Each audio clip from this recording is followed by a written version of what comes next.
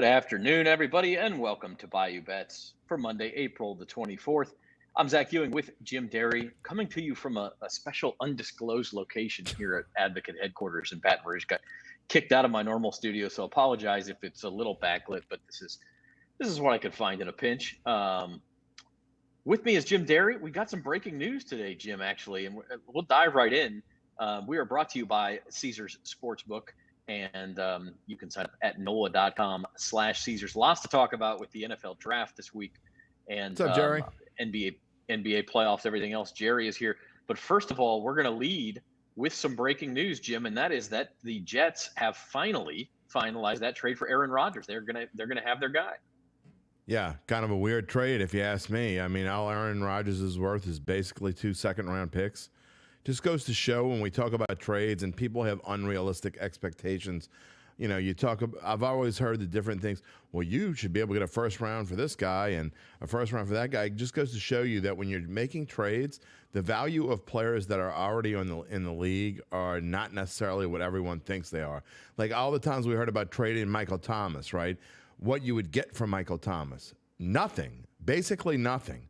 So, I mean, it just goes to prove what we've talked about for years. And, you know, I don't think this is a really good trade for the Packers. It just goes to show that Aaron Rodgers basically said, I'm not playing for you anymore because and they only get 1 second-round pick if he doesn't play 65% of the snaps. So if he gets hurt or something weird happens or whatever, or if he decides to go namaste somewhere in the middle of the season, then they only get 1 second-round pick through the I think Packers. You may have misread that, Jim. I think it's 2 second-round picks if he does not play 65%, and the second of those next year's turns into a first-round pick if he does play. That is not the way that is definitely not the way that I read it. So I'll defer to what you put. But what I read on Shefty's is that they swap first-round picks, which is meaningless because it's 13 to 15. 2 picks, yeah.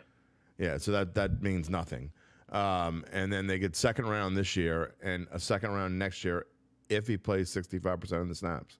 Right? No, just to confirm, reading Schefter's tweet, it's they swap picks this year. The Packers Which get is nothing. This year's second rounder, this year's sixth rounder, Which is and nothing. next year's second rounder. That becomes a first if Rodgers plays 65%. Okay, of the plays. I misread that.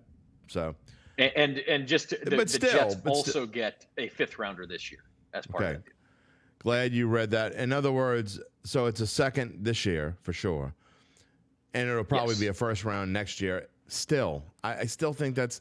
I mean, you're talking about Aaron Rodgers here. I'm not sure that's weird. But anyway, it doesn't change what I'm talking about as far as people's expectations toward what players are worth. You're talking about one of the greatest quarterbacks of all time. Now, granted, he's I think 38 years old or whatever, but still, I mean, I just don't think the Packers are getting the value that they should get. I don't think it's the greatest trade for the Packers, but again, they're ready to move on. They think this is the thing to do. The Jets are getting themselves a deal, I think, because they haven't had a quarterback since, Joe Namath? I mean, when's the last time the Jets had a quarterback? It's been even in the Rex Ryan years when they were good, quarterback was sort of the weak spot of those teams. Well, we'll talk more about this later on, and you see the odds here and how they've changed. I mean, I got the Jets at 30-1, and I figured this was going to happen then. When all the talk about this is back when the talk that the Jets thought they might get Derek Carr, and I never thought Derek Carr was a good fit with the Jets, even though it seemed like for a while that was the top destination for him, or the Panthers, and the Saints were like third. But back then, you know, when Caesars had a deal, if you make a $50 bet on a future, I think you got like a $25 bet free. So I was basically making a $25 bet. And I wanted to see who I liked best, who I thought was getting the best value. And I thought at the time at 30-1, I thought the Jets were. Do I think they're going to win the Super Bowl? No. But I think at 30-1, I think that's the best value then. Now that 14-1, that is unbettable. That is ridiculous numbers for the Jets to be 14-1. That is obscenely ridiculous. So I actually think if there's any value there, you can get to miss the playoffs at plus 125. I still think there's a reasonable chance the Jets miss the playoffs altogether. I don't disagree. So and is that win total? What is that? 9.5? 9.5 minus 125 to the over. Yeah. I mean, they're in a tough division. So we'll get to win totals in July. So I can't wait to do those. We've been pretty good the last 2 years. Odds to win AFC East, they're still not better than Buffalo. I mean, I don't think I would bet that. So what does it do for the AFC East? It makes it tougher. I mean, to me, you can make an argument the AFC East and the AFC West is tough too, but you can make an argument that from top to bottom, the AFC East is the toughest division in football. It was pretty close last year, and now I don't think there's a weak team in there. I mean, I think Miami's probably the worst team in the division. Maybe New England. Yeah, I'd go New England, but that says a lot. But, yeah, I mean, you're all talking about potential. You could have 4 winning teams in there. I mean, it's possible. So it's going to be a fun division to watch. I just don't know how much better that makes the Jets. They've been on the rise anyway. I don't know. Buffalo's still the king of that division. Horace is here. Good afternoon to Horace. Jerry makes a good point. Just glad the Saints signed Derek Carr before this drama happened. Yeah, The Saints don't have to worry about it. And that's kind of the theme of today's show a little bit as we glance at the rest of the headlines. We're going to talk a lot about the draft. Obviously, it's coming up in 3 days. We're as sure as you can get without it having happened yet that Bryce Young will be the number 1 pick. So the draft is going to hinge. Nobody knows what's going to happen at number 2, who the Texans will take or if they'll trade out of that spot. Elsewhere, we've got golf. Davis Riley, Nick Hardy, kind of surprise winners of the Zurich Classic. You could have gotten them at 60-1 early in the week. I think it was like 45-1 by the time the tournament started, but kind of a long shot winner there. You could have got them at 12-1 through about 9 holes yesterday, which really ticks me off because I almost did it and didn't. It looked like all the world it was going to be Sungjae M, Keith Mitchell, or the leaders Bo Hostler and Wyndham Clark, and instead, yeah. Oh, by the way, these headlines, you're missing a headline. What am I missing? The New Orleans Breakers are 2-0. Oh, God. Yeah, I had a feeling Where is that was going to come up. The New Orleans Breakers are I think, equal the second favorite to win the USFL. They got Birmingham next week, right? Yeah, big game. You really? Yeah, and no joke. I know these things. Well, I'm glad you're paying attention. I watched a little Australian rules football this weekend. We got NBA playoffs tonight too, Jim. We do have important things to talk about. Bucks and Grizzlies, couple of top seeds, down 2-1 on the road for Game 4 tonight. Going to be in real trouble if they lose tonight. But most of the time, we're going to be talking about drafts. We're going to be talking about the quarterback. And it's a good time to remind you that we are going to be live during the draft. It's actually 7 p.m. next Thursday. We'll probably come on the air a few minutes before 7. So, maybe 5 to 7. The draft starts at 7 o'clock Central Time, not 7 o'clock Eastern, which is what I thought when we first did this. But that's our regular Bayou Bets on Thursday. Instead of what you're saying is 4, that I need extra cushion for my seat, is what you're saying. We will be on for 4 hours plus. We're going to have some food on the air. We're going to do all that kind of stuff. Subscribe to the channel. We're even talking about doing a giveaway, which we're not quite ready to announce yet. But if you are subscribed to the channel and you tune in to Thursday's show, we're going to be doing a giveaway during that show or shortly after it, and you could get some pretty good swag. So tune in for that. Subscribe to the channel. I have an important question. Can we drink on the air during the show? Absolutely yes. Okay, if you can't drink during the draft, when else can you drink? So I'm going to trade in my Fresca for something a little more heavy. If there are any local breweries that want to sponsor the show, we will gladly show off the labels of what we're drinking. On the by air. the way, just let me know. Ewing at theadvocate.com. Same thing with food, by the way. I'll gladly have you cater the food, and we'll talk about how good it is. We'll eat your food and we'll drink your drink, no matter what drink it is. Whiskey, vodka, beer, whatever it may be. Just let us know. Yeah, I'll even drink non-alcoholic beer for the brand. I'm not above that.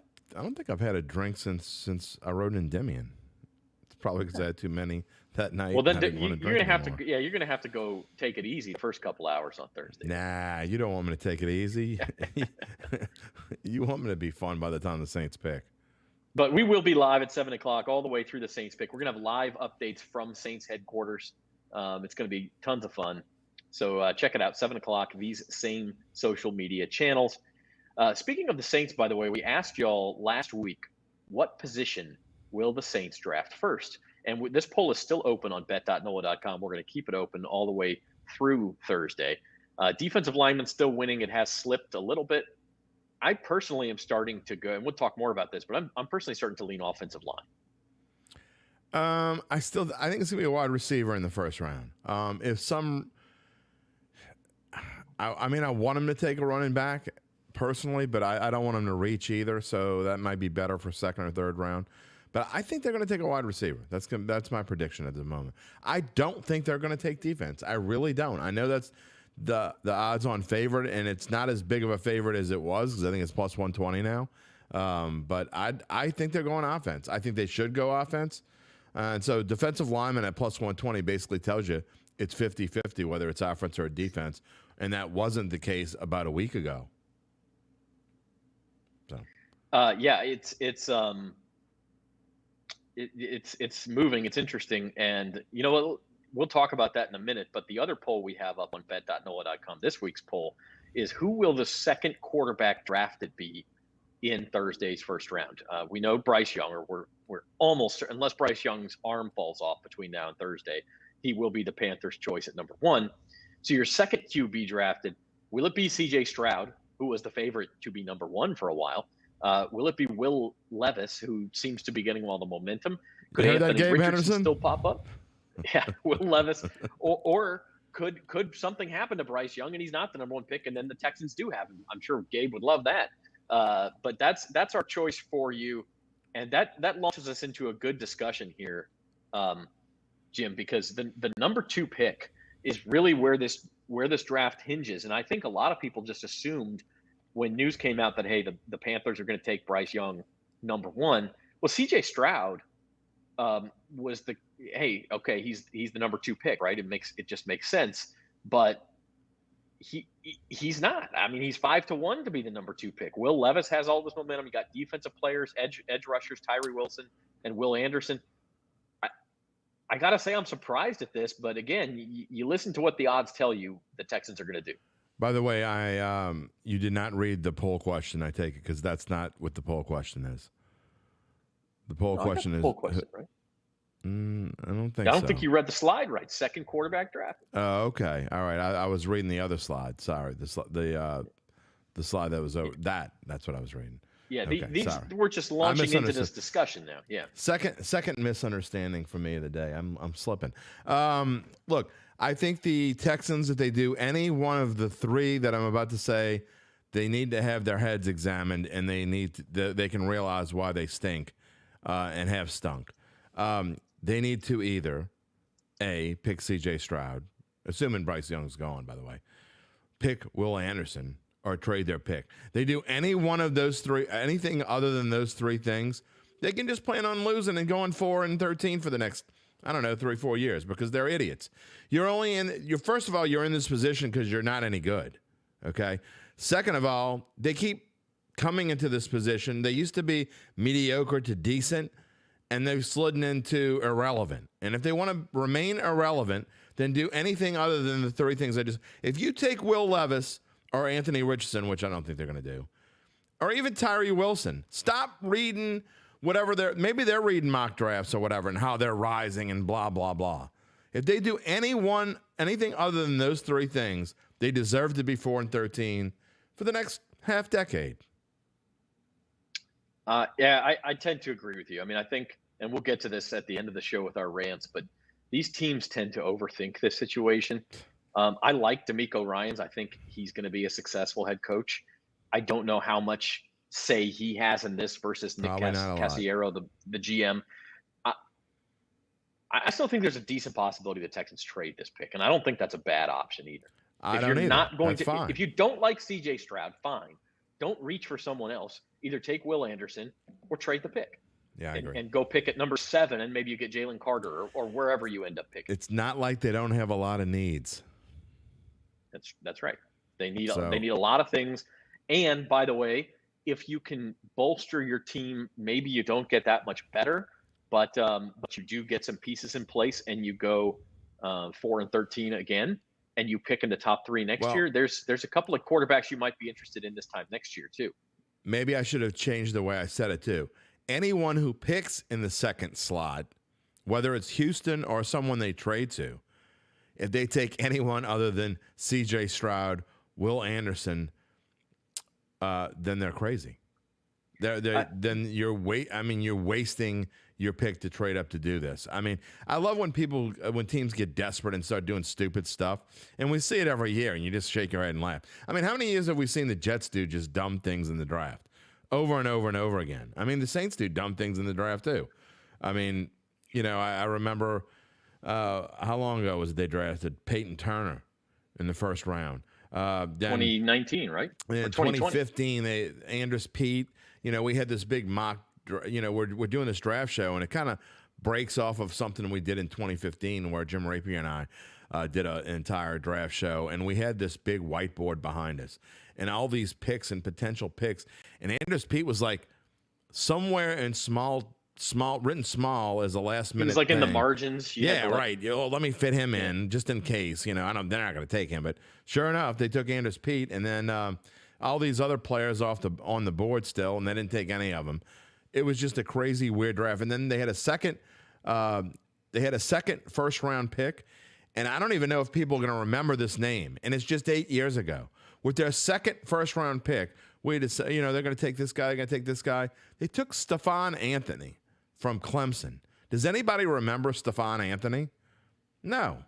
I mean, I think I remember that name. You don't even hardly remember the name. That's because he was a bum.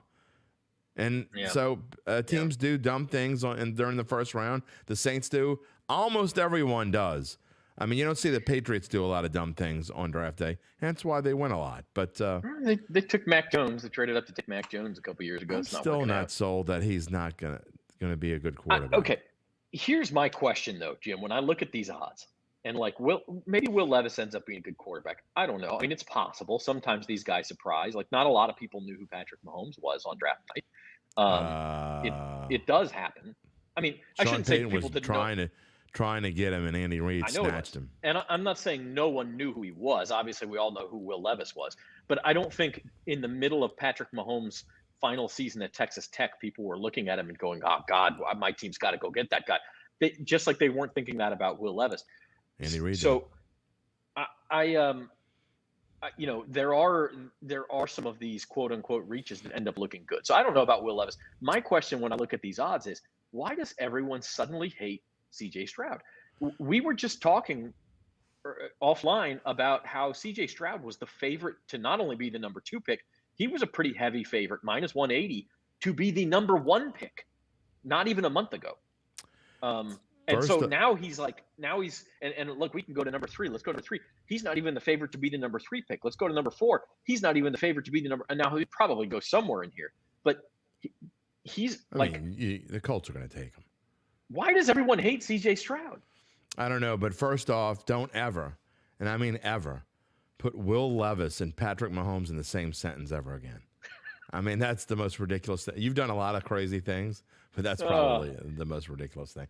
I don't get it. I joke about Ohio State quarterbacks, but I actually think CJ Stroud has a chance to be a really good quarterback in the NFL. And I certainly, without question, think he's better than. You notice the talk on Anthony Richardson has kind of died down. You don't even see him on any of these lists now.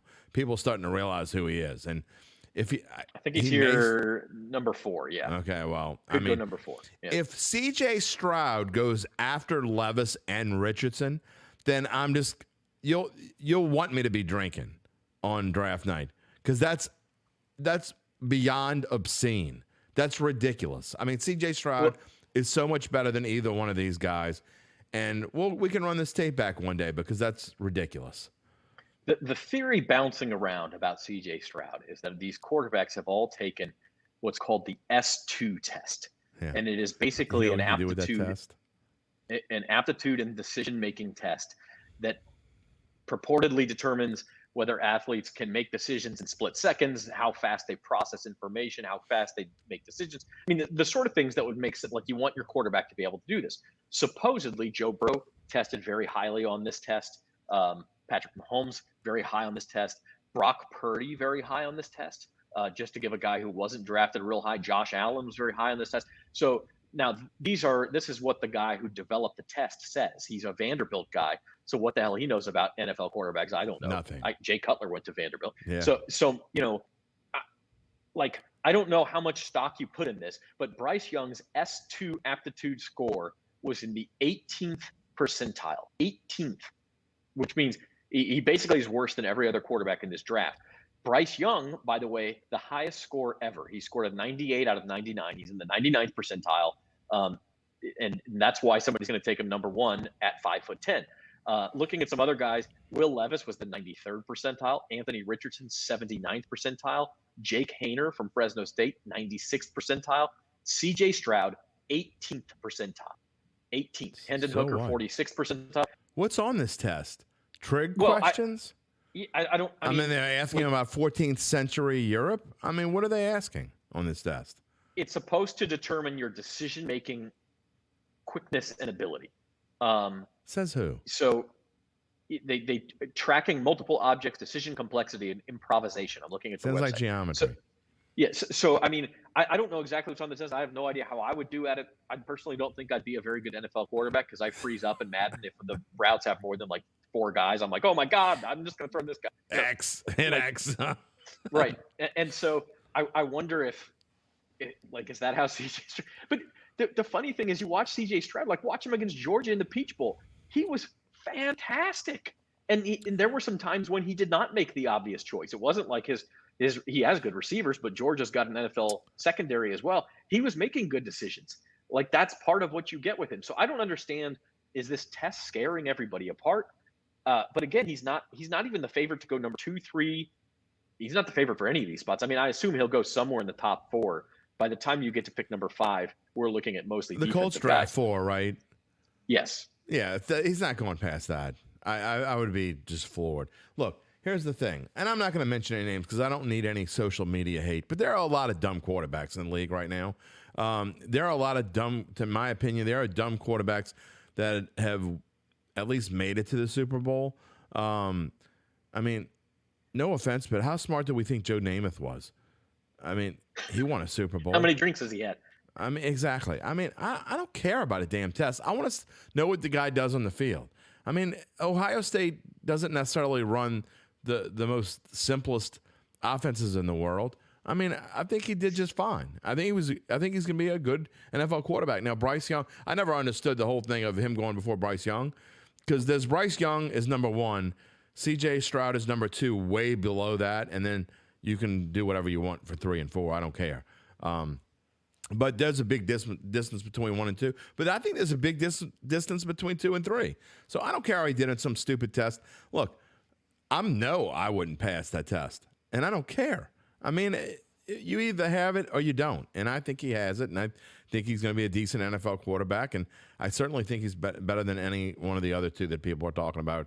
And if somebody wants to go draft Will Levis with the 2nd pick, who I think is going to be an absolute bust, then go for it. Yeah, I mean, I just don't see it. But the odds, again, we always tell you, look at the odds, don't look at mock drafts. You know what? I'm not betting on that though. I can't. I think, can't bet on stupidity. I really can't. I think the uncertainty with these odds, because you see minus 150, but you see 2 other guys who are 20% implied probability or better. I think there's still a chance the Texans trade this pick, and when you have that, that's when you get the uncertainty of, well, depending on who's picking there, this pick could be different. I think there's a chance they trade the pick, but I really think the value, if you want to take value, it's that the Texans keep the pick, and I think they're going to go Will Anderson here. I really do. I don't think they're super desperate at quarterback. I think they need one, but I think if I were picking, I would pick Will Anderson. And I'm not just saying that because I don't always say, the value is who I would pick. I do think that in this case, though, and I know Tyree Wilson is shooting up draft boards. We're going to get into that later. But if I was making the pick and if I'm looking for value, I think they stay at number 2, and I think they take Will Anderson. All right. So later on, of course, in the first round, the Saints will make their pick. We talked a little bit about this with our poll results. But you think, well, let's go back to this. You think it'll be a wide receiver? You think it'll be an offensive skill position, Jim? I think it's either going to be offensive lineman or wide receiver. And I don't think they can go wrong either way. If they take, first of all, if they take anything that's not on this list of 4, I will be floored, and there's been some talk of rumblings of quarterback, and I know quite a few people, and people have been talking on social media. Hendon Hooker. I mean, it's the Derek Carr haters mostly. And there are a few people who, for some reason or other, love a soon to be 25-year-old quarterback with a torn ACL. That's a great move to take with your first round pick. When you spend all this money on a quarterback that's tied up for 4 years, that would be a wonderful move.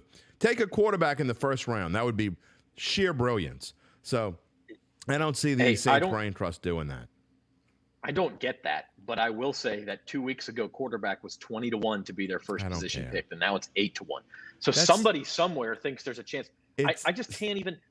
Somebody with a lot of money knows some Yahoo who works for some Yahoo in the Saints facility and says, it's possible we take a quarterback.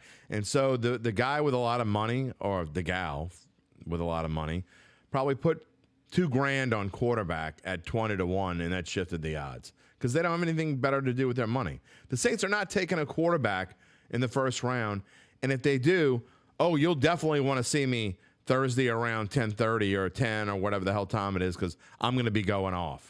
If they take a quarterback in the first round, I will be going off, and there will be a special datitude on Friday morning or whenever the hangover's done.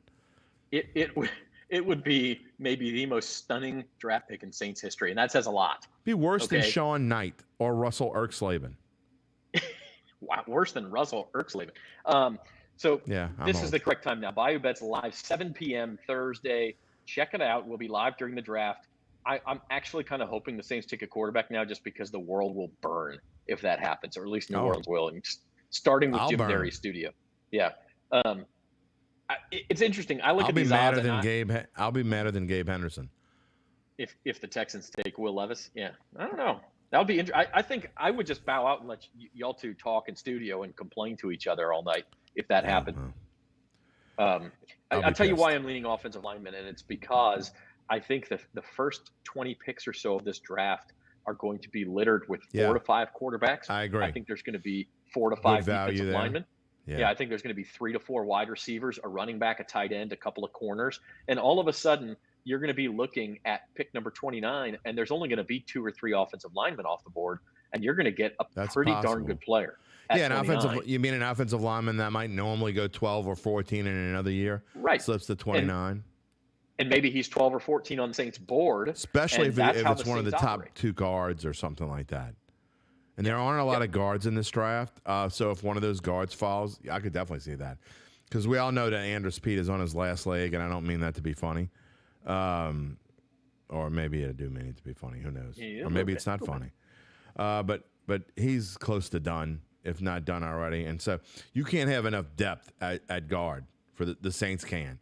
I think they have, hopefully you can't get, obviously you have to see what Trevor Penning can do. You drafted him in the first round last year. You have to give him a chance there.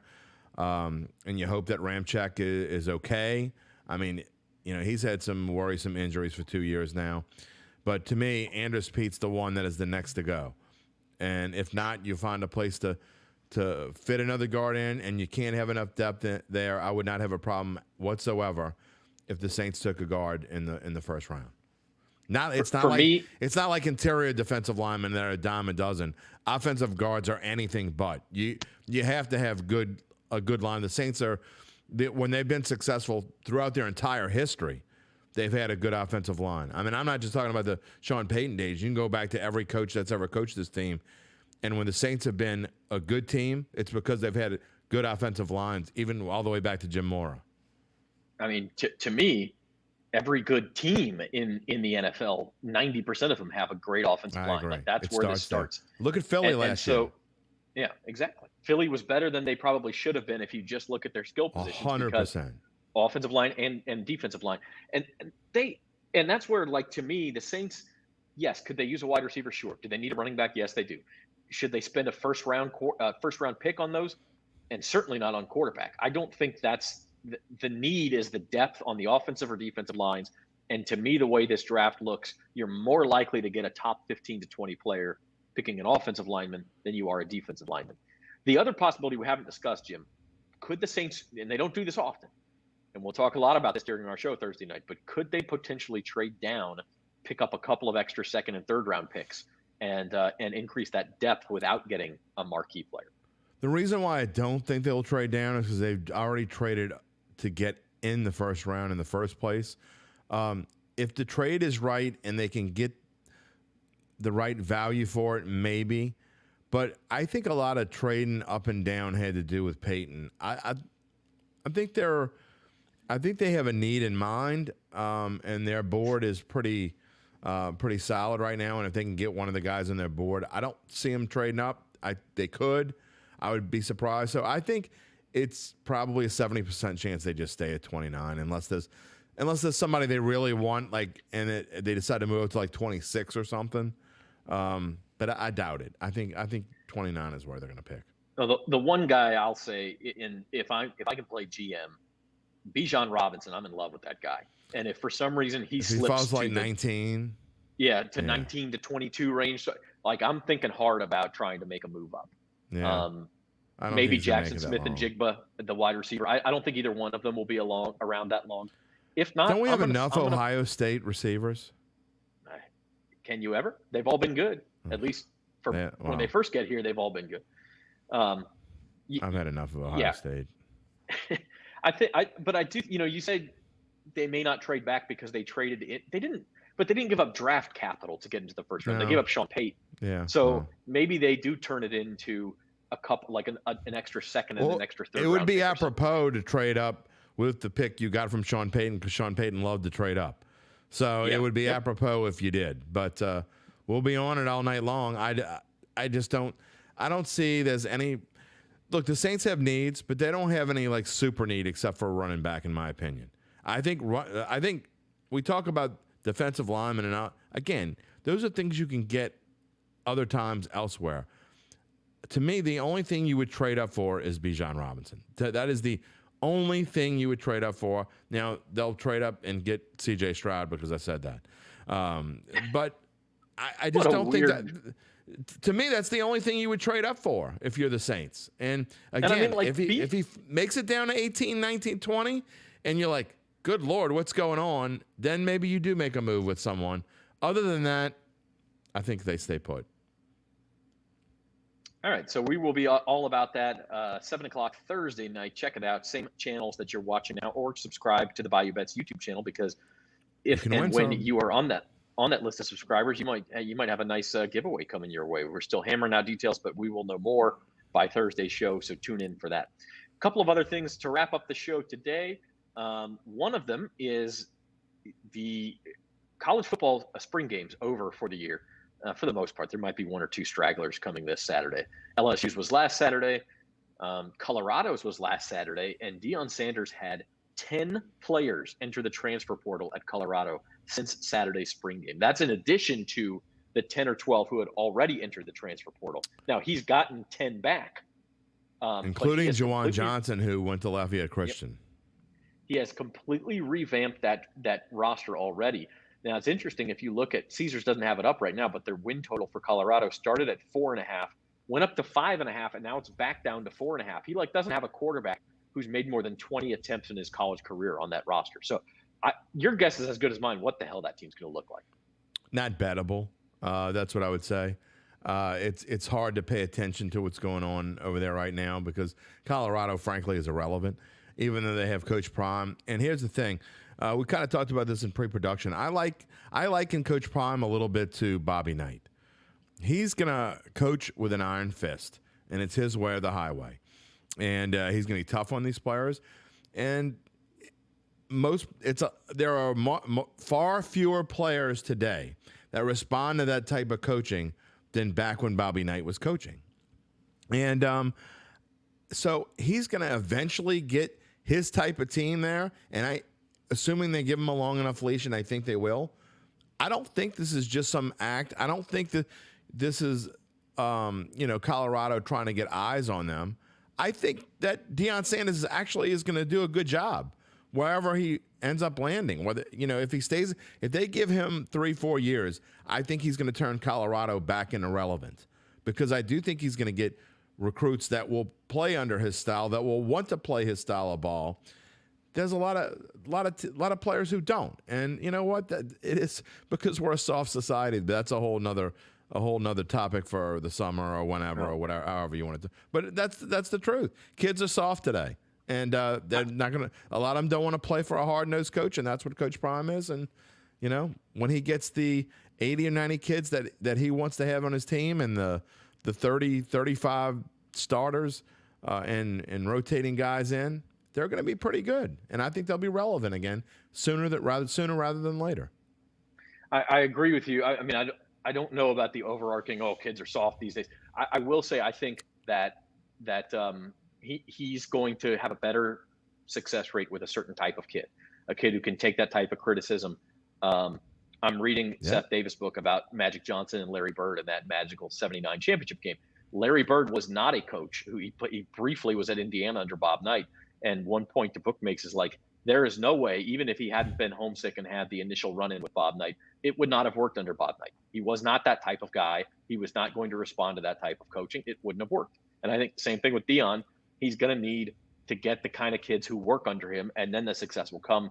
I doubt that that's this year. So a little closer to home, Jim, LSU spring game, Jaden Daniels and Garrett Nussmeier both looked terrific. They were like a combined, I'm trying to get the numbers from memory, but like 15 of 19 for 300 yards and 4 touchdowns or something like that in the spring game. I mean, Daniels' numbers were slightly better, but he also is playing with the first team offense. Daniels is a starter, but if Brian Kelly can keep Nussmeier around, the transfer portal is still open right now. Nussmeier could conceivably transfer anytime still, but if he can keep them both around, that's a coup not only for this year in case Daniel should get hurt again, but then you go into 2024 with a bona fide QB1 and Garrett Nussmeier as well. I agree. And by the way, ask Mike Krzyzewski or Isaiah Thomas how Bobby Knight worked out for them. I think they were just fine. Certain type of kid. Exactly. And it turned out pretty well for them. I think we talked about this, and I agree 100%. Look, Nussmeier is not going to be a starter on this team, but he is certainly going to see playing time. And you have to have 2 good quarterbacks in college, I think. Jaden Daniels, to me, is a Heisman candidate, and a lot of people might laugh at that, but I really think that he has the potential to be that this year. And I think that LSU is a value at plus 1,400. Georgia's the favorite, but look, they lost a lot this year. Now, if you look at who they've been and whether they're going to be as good again, I think they're going to have a tough time being as good as they've been. So I think this is the perfect year for LSU to take that step and be the surprise team, maybe like they were in 2019. So do I think they're going to win the national championship? No, but I do think they're a 10-win team, and I do think with a little bit of luck and winning the right games that they could be that kind of team, and barring any injuries. I think the offensive lines took a major step from September to December, and I think they're going to do that again. And I think Jaden Daniels, again, I think he's going to be a Heisman candidate. I liked the Brian Kelly hire when they hired him. And so, and look, if he goes down, you need a quarterback like Nussmeier that can pick up the slack and come in and pick up where you left off. And I think he can do that. We're going to learn a lot about LSU early in the season, especially because they play a team that's right below them in these odds, and that's Florida State. And they play them over there. I believe the game, is it in Tallahassee or is it in? It's in Orlando. It's in a neutral site, Orlando. Okay, yeah. Fairly a Florida neutral site, just like it was in the Dome this past year. So we'll learn a lot about LSU early because I think Florida State is going to be really good as well.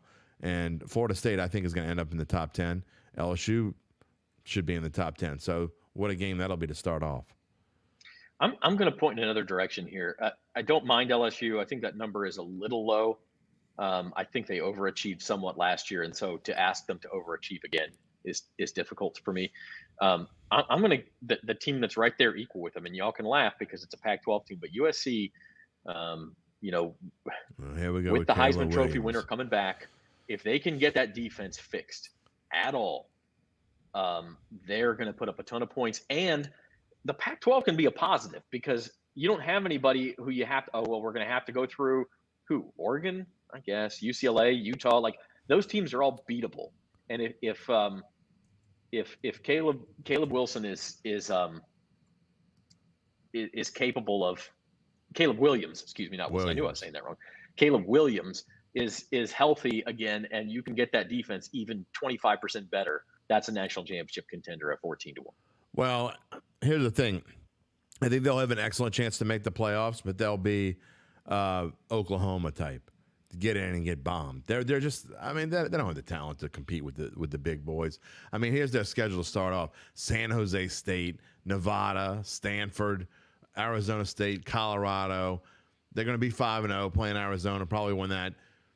I mean, Notre Dame, Utah, they'll probably lose one of those games just because they're supposed to win. Actually, the back half of their schedule is pretty tough. Notre Dame, Utah, Cal, Washington, Oregon, and UCLA. Yeah, it's very tough to finish. It's easy to get rung up by one of those schools, but I mean, come on, USC. I'm not putting any money. I don't think that's a value. Their odds are already inflated because they're USC. I actually think Florida State would be a better choice because if they could somehow beat LSU early, I think the ACC's more winnable than the Pac-12. Because I'll take either of those ACC teams at 18. Clemson, hey, doesn't this just feel like one of those years where Dabo has a team out of nowhere? No, I think Clemson's done as far as being up there, at least for the near future. We'll see. I don't know. But again, I think whoever wins the SEC is obviously the favorite, and I think LSU has a decent chance to win the SEC, and whoever wins the SEC automatically becomes, I don't know what, 1.5 to 1, if that. Maybe even. To win. Maybe even money. So, I mean, do you think LSU is going to be 14 to 1 to win the SEC? I think that's a great value. I really do. So I think those odds are out, actually. Let's look them before we move like on 9 real quick. or 10 to 1 to win the SEC. Let's see. SEC winner at Caesars. LSU is 6 to 1 to win the SEC. 6 to 1. So then that gives me even more value because if you win the SEC, you should be better than. So doing my simple math, that puts you at somewhere 2.2, 2.3 to 1. If you correlate those numbers, I think you're getting great value in LSU. I really do. So I probably will put a few bucks on it.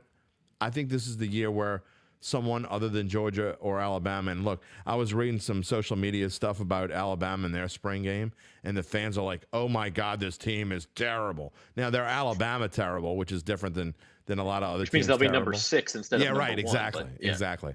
But they're complaining, we don't have a quarterback, and you don't have Bryce Young. I mean, you don't have Mac Jones. I mean, you don't have a quarterback compared to what you've had. That doesn't mean you won't have a quarterback. So, again, take it with a grain of salt, but the Alabama fans are not happy right now, which tells me that the SEC could be wide open. I don't really see any other team in the SEC West that's going to compete with LSU. I mean, Ole Miss will probably be a challenge again just because they're, I don't even like that guy. But Ole Miss will be better. Again, Texas A&M bounce back. I don't think so. I think they're a mess. But maybe. Some breaking news from Daniel Berry here. Ime Udoka hired by the Rockets. Interesting hire. He was the Celtics coach who took him to the finals last year and then got fired. All the off-court controversy. That's a good hire. Good segue for us into our last segment too about the NBA playoffs. Tonight's games, as we mentioned at the top, I think it's only been 3 times since the field expanded in the NBA playoffs to 16 teams. Only 3 times has a number 1 or number 2 seed lost in the first round. And both the Bucks and the Grizzlies are down 2-1 on the road for Game 4 tonight. So really interesting. The Grizzlies are dogs, could fall behind 3 games to 1, and that's the interesting one. Dylan Brooks gets ejected from Game 3. The Grizzlies actually got back in the game. Ja Morant was terrific getting them back in the game, but they got run out of the arena 35-9 at the end of the first quarter. Didn't have a chance. But Jim, I get the feeling you still think the Grizzlies have a run in them here. I do. I think they're the better team. I think I know they haven't in the last month or so, but I keep waiting for the Lakers to turn back into Lakers. And that was pretty dumb for the Grizzlies to be running their mouths and fire up LeBron. It obviously fired up Anthony Davis too, because he looked like he felt like playing the other day. So I don't know. I still think the Grizzlies are the better team. I think they're going to find a way to win the series, and I would be very surprised if the Bucks don't win their series with the Heat. I thought that one would be a struggle even before I knew about Giannis being out, because the Heat is just a pain in the ass. That's just who they are, and they're very well coached and always have been. So look, I think they're both going to be fun series. It wouldn't surprise me if either or both of these series went to 7 games, but I still think the Bucks and the Grizzlies find a way to come out of it. Series price, by the way, still has the Bucks at -300, Lakers at -320. You can get the Grizzlies at +250. One interesting point on that: Ja Morant last year, Grizzlies played the Warriors in the second round. Ja Morant gets hurt in a game the Grizzlies lost by 30 some odd points. They turn around, lost the next game by 3, then won a game by 39 points in Memphis, and then lost by 12 or something to end the series. This year, he's missed one playoff game. The Grizzlies won that playoff game. In the 2 that he's played, they've gotten blown out both times. So Ja Morant's a very fun player, and he puts up a lot of statistics. Is it possible that for whatever reason, defensive rotations, substitution patterns, attitude, I don't know. Is it possible the Grizzlies are just better without him? Bill Simmons he calls it the Ewing theory after Patrick Ewing, that, a team is somehow better without its star player. Is that what we're looking at with Memphis here? No. I mean, no. How could you be better without Ja Morant? They're not better without Ja Morant. I mean, he at one point he willed them and scored I think 10 or 11 straight points and got them back to within. I don't think they were ever back in the game per se, but back to within a point early in that fourth quarter, I think, where it looked like this could get interesting, and I don't think anyone thought that in the first half. So, in fact, one of the best bets of the entire weekend was when it was 35-9. I think the last score was the Lakers were -21. And I was sorry that I didn't jump on it, and I didn't because I had the kids and I was doing some other things. So I was kind of half paying attention to the game at the same time. But and the only reason why I knew that is somebody told me, and I'm like, damn, I wish I would have paid more attention to it. So that was one of the easier bets of the weekend because you knew they weren't going to finish without coming with something. But no, they're not better without Ja Morant, and I think that's what makes this game even more interesting because I think he's going to have one of his best games. I don't know what his over/under is, but I certainly wouldn't be betting the under on that one tonight. Yeah, the other one I'll say is Giannis Antetokounmpo, who's going to play for Milwaukee tonight. They are definitely not better without Giannis. No doubt about that. And I think Giannis goes off. I think look at what happened in game 2 after the Heat won game 1. It was ugly. And I think I'm all over the Bucks tonight. I think it gets ugly again. I don't know. Why don't they call him the Greek Freak anymore? I think they still do, right? I haven't heard that in a while. Has that become socially unacceptable? I don't think so. Okay. Let's do a Twitter search for Greek Freak and see what happens. I think we should. The other thing I'll say is the Grizzlies, by the way, have a better regular season record without Ja Morant as well during his career. Yeah, Greek Freak is. Yeah, there's been plenty of Greek Freak references on Twitter today. Okay. I haven't heard that. I just think it hasn't been. And this isn't part of my. And where I know we're about to go on our rant. So, but here's my rant. Anybody who watched the Kings game against the Warriors yesterday, what's his name? The guy who does play-by. Doris is always great as an analyst, but I can't remember. I'm having a brain cramp. But anyway, every time, and I'm not just making this up. I really don't care. I mean, I have the Kings at 75-1, but it's a $15 bet. I don't care if I lose it. But every time Steph hit a 3, he went insane. It could be I'm talking about they have a 6-point lead in the second quarter, and he drains a 3, and he gets super thrilled. And meanwhile, in the fourth quarter, the Kings started hitting threes to get themselves back into it. No big deal. I mean, De'Aaron Fox hits a couple threes in a row, and he didn't even get loud until that last one when they actually had a chance to win the game. And then he kind of got excited. I can't believe I'm having a brain cramp, but that kind of bothered me. Is it Mike Breen? No, he's pretty good. And the guy that does it is usually good. I can't remember what his name is. I'm going to have it. It's going to come to me before the show's over. Mark Jones. That's it. Yeah. And again, usually very good. But it kind of bothered me a little bit. I've never been a huge fan of the Warriors. Really, the first couple of years of this run, I liked them and they were fun. And I just got tired of them pretty quickly. And I just feel like everybody gets – one of the reasons I don't like them is because everybody gets so excited over them. It's not even that, and that's part. I mean, I know people are probably saying that's part of it. It's really not that. I don't care about the Warriors or not. I love Steph. I think I think he's clearly the best three-point shooter in the history of the game. There's no question about it. But No it doubt. bothers me when and me as a play-by-play announcer, I know, and like I do, a lot of times I could be contracted by a school. So I'm supposed to be, sort of the homerish kind of announcer. But I get excited when kids from other teams do things, if they do something special. I just don't want to hear that on a national broadcast. You sound like you're almost rooting for the Warriors to win because obviously it's better for your network if they do win. Nobody wants to see the Kings go on. I mean, it's the Kings. It's like going to Delaware. I'm in Delaware. That's what it's kind of like. So I understand that.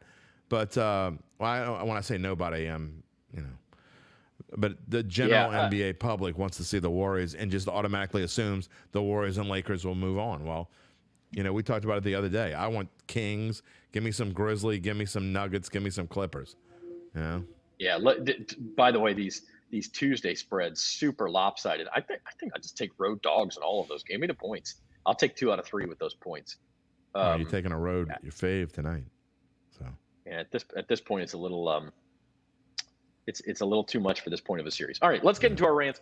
Jim, you kind of teased this earlier in the show, but like teams tend to outthink themselves during these 3+ months between the Super Bowl and the draft starting. Yeah, our colleague Gabe Henderson, we were talking text back and forth. He's the one that had to wear the big L on his face. I think it was the big something about paint. like that. Yeah. It was a red face with a silver L. In case y'all forgot, but he's a big Texans fan. He lives in Houston, and we were talking this morning. I think he's right. He says there's too much time between the end of the regular season or the end of, I guess, the Super Bowl and when they have the draft, or even the end of the regular season for the teams that stink and lose and they're done January the 8th or whatever day they're done until April, whatever. And then you think about how I don't love everything that the NBA does, but one thing I do like is that they have the draft right after the finals is over, right? They have the lottery during the playoffs, and then they have the draft right after. And you don't have time to outthink yourself. And what if this mock draft is right? What if Mel Kiper Jr., God forsake me, is right about Joe Blow, whatever it is. And I think teams are starting to outthink themselves, and that's why we're seeing guys like Levis move up the board and Anthony Richardson. Oh, my God, he can run. Who cares if he was 52% and threw 98 interceptions in college? It really doesn't matter because he can run. I mean, we're going to move him up our draft board. Forget the guy from Ohio State who probably should have won a national championship. Whatever it is, teams have too much time on their hands. And, guys start moving up draft boards, and all of a sudden they're being picked 4th when a month ago they were going to be picked 28th. So I don't get it. There's too much time.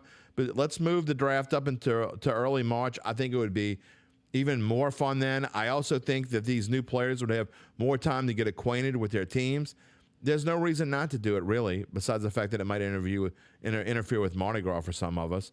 But keep football relevant. You'd be still talking about it. Super Bowl's over. Even have it maybe in late February. It still gives you give yourself 3 weeks to prepare the draft, move on, take the guy you should have taken in the first place. Teams will be better for it. The fans would enjoy it more.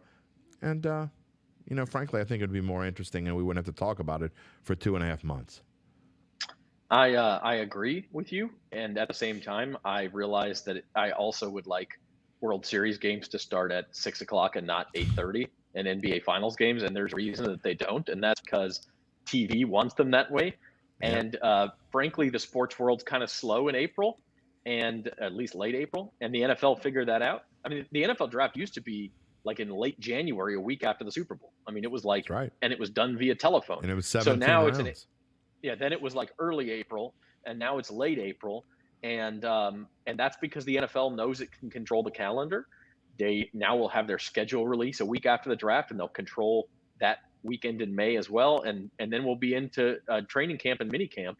And all of a sudden the NFL has what it wants. So I agree with you, while at the same time knowing it'll never happen. Early March will never happen. My rant is similar to that. Look, this hype, the byproduct of what you're talking about, too much time, is that we start to get mock draft after mock draft after mock draft, and we get hype, and we get just listen to this quote Anthony Richardson gave to GQ Sports. I'm going to be in the Hall of Fame one day. I already know it. I'm going to grind until I'm a Hall of Famer. I appreciate the sentiment, Anthony, but and that should be your goal. Okay, it should be, and I'm not gonna begrudge you that. But we get stories like that from guys like Anthony Richardson, who, frankly, is 100-to-1 long shot to become anything approaching a Hall of Famer. Because we have this hype and this hype machine and these mock drafts and everyone trying to guess what's going to happen, that's something that, quite frankly, is impossible to guess. The website Fantasy Pros did a ranking of mock drafts where they look at how you did projecting a certain player to a slot, a certain position to a team, whether you got the team right for a player, even if it was in the wrong slot. And, they have a point system for doing it. They ranked 164 mock drafts, which, first of all, the fact that that's the and I'm sure there's more than that. That's just the ones they got to, is unbelievable that many people did it. And how many out of those 164, Jim, do you think even got half of the possible points? None. Okay, 23 did.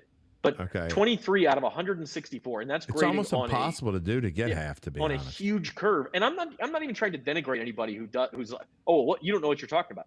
I'm saying that they're pointless to do, and you should not use them as predictive in quality at all. If you want to read them to know some of the guys who are going to be available or just to dream, fine. I mean, there's all these other things you can do where you can go into your own draft simulator and say, oh, well, I'm a Chicago Bears fan, and I'm going to trade the number 1 pick for 6 number 2 picks, and then I'm going to trade my number 2, and you end up with a whole roster from this draft. And it's like, just stop. Yeah. Unless you're doing it just for pure fun, it is not predictive in quality at all.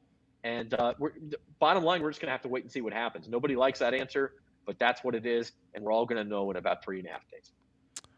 I agree with you, but people like reading them, and as long as people like reading them, they're going to keep printing them. So whether it be digitally or with real ink.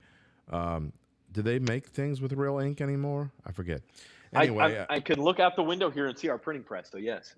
Okay, well that's good news. Yeah. I guess I probably wouldn't have a job if we didn't do things with real ink. Anyway, and by the way, subscribe to the Advocate. I think it's a really good idea, and the Times-Picayune. But that being said, I just don't. I agree with you. They're worthless. I use the NFL mock simulation database to just kind of to get an idea on where I think a player should go, or because if you take all these idiots and put them together, you have one semi-average smart person. So in that case, that's okay. And I would bet that that's fairly close. But getting a mock draft, I think even half right is probably the equivalent of winning a 7-team parlay. It's a dumb thing to do, but if you do it 500 times, you might win one. So have fun with it. Sure, go ahead. All right, Saints pick number 29 on Thursday. We will be live with you the entire time, starting at 7 o'clock. And we hope you join us here on these Bayou Bets YouTube channel. Subscribe to the Bayou Bets YouTube channel because we're gonna have a giveaway for you as well. So that's all the teasing I can do. And a quick note: Datitude will be early this week. We're gonna have it on Thursday. Jeff Duncan and I will be live at 9:15 a.m.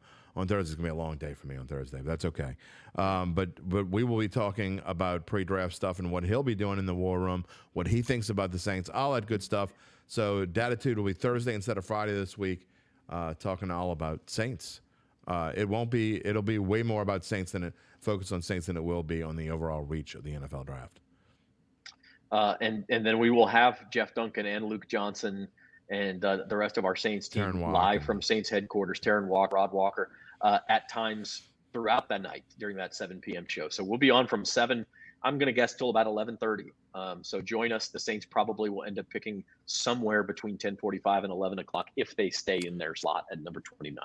And sorry, Zach, he really is moving his mouth. I know his screen's been frozen for 3 or 4 minutes, but he's not a ventriloquist. I know some people think you might be a ventriloquist. It's like, we're going to be on at 7 p.m. next time. No, he really is moving his mouth. At least they got you in a nice smile and a nice picture. There. I'm going to try to do that for 4.5 hours on Thursday night. How about that? Make sure you have good internet connection that night.